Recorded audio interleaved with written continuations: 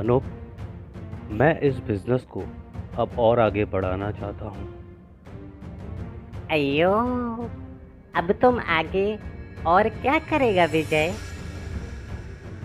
अनूप, मैं सोच रहा हूँ कि सोने की खान खरीदूं अपने देश में। हमारा देश सोने की चिड़िया कहलाता था। यहाँ पर बहुत सोना है। उसकी तलाश के लिए पर्याप्त साधन नहीं है और कोई ध्यान भी नहीं देता। मैं सोच रहा हूँ कि कहीं पे ज़मीन खरीद के वहाँ पर सोने की खुदाई की जाए। मुझे लगता है बहुत सोना मिलेगा हमारे देश में।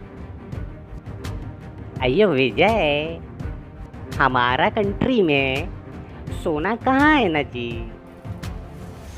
ब्रिटिशर्स सब लूट के तो ले गया। अयो, तुम यहाँ काम मत करो। हम तुमको बोल रहा, ये काम मत करो विजय। हाँ, सब मना कर रहे हैं। मेरा भी आत्मविश्वास थोड़ा सा डगमगा जाता है सबकी बातें सुन के। ठीक है, देखते हैं। चलो, मुझे आज जल्दी जाना है। आज किसी से मिलना है मुझे। अयो ठीक है सर जी, मैं जाता। अब आप भी जाओ। इतने सालों के बाद बाबा मुझको देखकर बहुत खुश होंगे। उनको अब मैं उस जंगल में नहीं रहने दूंगा। उनको मैं वापस ले आऊँगा, अपने साथ रखूँगा, उनकी बहुत सेवा करूँगा। हाँ, अब मैं बाबा की बहुत सेवा करूँगा। उनको बहुत आराम से रखूँगा, बहुत अच्छे से। ये अच्छा है। भैया, ये देखो कितनी बड़ी कार आई है। अरे हाँ, ये तो कोई बहुत बड़े सेठ लग रहे हैं भैया। अरे भैया, वो हम ही को बुला रहे हैं। चलो चल के देखते हैं क्या बोल रहे हैं सेठ जी। सेठ जी नमस्कार। बताएं, क्या पूछ रहे हैं आप? यहाँ पर एक बाबा रहते हैं जो हमेशा बोलते रहते हैं, जो चाहोगे वो पाओगे। उनको देखा है कहीं? सेठ जी, वो तो पागल बाबा हैं। उनका कोई भरोसा नहीं। कभी इस गांव में रहते हैं, कभी उस गांव में रहते हैं। क्या मालूम अभी कहाँ होंगे। वो पागल बाबा नहीं है। आज मैं जो भी हूँ उन्हीं के कारण हूँ। वो बहुत ज्ञानी पुरुष हैं और तुम लोग उन्हें पागल बोल रहे हो। हमको माफ कर दीजिए सेठ जी। हमको नहीं मालूम था कि वो बाबा इतने ज्ञानी हैं। अभी सुबह के टाइम पे बाबा आपको वो जंगल में मिल जाएंगे। आप वहाँ देख लीजिए उनको और हमको माफ कर दीजिए। माफी मांगना ही है तो बाबा से जाके माफी मांगो। वो ही तुमको माफ कर सकते हैं। जो चाहोगे वो पाओगे। जो चाहोगे वो पाओगे। जो चाहोगे वो पाओगे। जो चाहोगे वो पाओगे। जो चाहोगे वो पाओगे।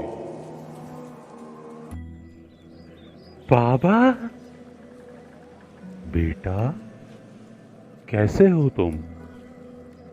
बाबा, बाबा, आपने जो मुझे सोने और चांदी की वस्तुएं दी थी, उनसे मैं इस शहर का सबसे बड़ा व्यापारी बन गया हूँ बाबा। यह तो बहुत अच्छी बात है बेटा। बाबा, अब मैं आपको यहाँ नहीं रहने दूंगा। मैं आपको अपने साथ रखूंगा, आपकी बहुत सेवा करूंगा बाबा। बेटा, मैं यहीं पर खुश हूँ बेटा। मेरी खुशी यहीं पर है। ठीक है बाबा, जैसा आपको ठीक लगे।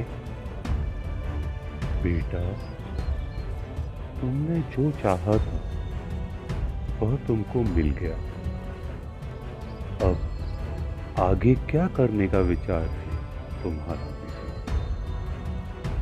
पापा, मैंने नाम, शोहरत, पैसा तो बहुत कमा लिया पापा। अब मैं अपने देश के लिए कुछ बहुत अच्छा करना चाहता हूँ बाबा। यह तो बहुत अच्छी बात है बेटा। बाबा, लेकिन मुझे सब लोग मना कर रहे हैं कि मैं वो काम ना करूं। जहां देखो वहां सबने मुझे मना किया पापा, जिससे मेरा आत्मविश्वास बार बार टूट जाता है बाबा। बेटा, आज मैं तुम्हें हीरे की वस्तुएं दूंगा जिससे तुम हमेशा हीरे की तरह चमकते रहोगे। अरे वाह बाबा, दीजिए, मुझे हीरे की वस्तुएं दीजिए बाबा। बहुत समय पुरानी बात है। एक बहुत बड़ा तालाब था जिसमें बहुत सारे मेंढक रहा करते थे। उसी तालाब में एक बहुत ऊंचा और चिकना खंबा लगा हुआ था। एक दिन तालाब के सभी मेंढकों ने मिलकर यह योजना बनाई कि इस खंबे पर चढ़ने की रेस लगाई जाए और जो इस रेस को जीतेगा वही विजेता कहलाएगा। रेस का वक्त तय किया गया और सभी मेंढक जो प्रतियोगिता में हिस्सा लेना चाहते थे तैयार हो गए। सभी ने एक साथ कोशिश करना प्रारंभ कर दिया और कुछ समय बाद लगभग सभी को यह लगने लगा कि यह रेस असंभव है। इस खंबे पर चढ़ना नामुमकिन है। धीरे धीरे मेंढक उतरने लगे और कोशिश करना बंद कर दिया। जो मेंढक 2-3 बार चढ़ते और गिर जाते वह अपने आप ही रेस से बाहर हो जाते और दोबारा कोशिश नहीं करते।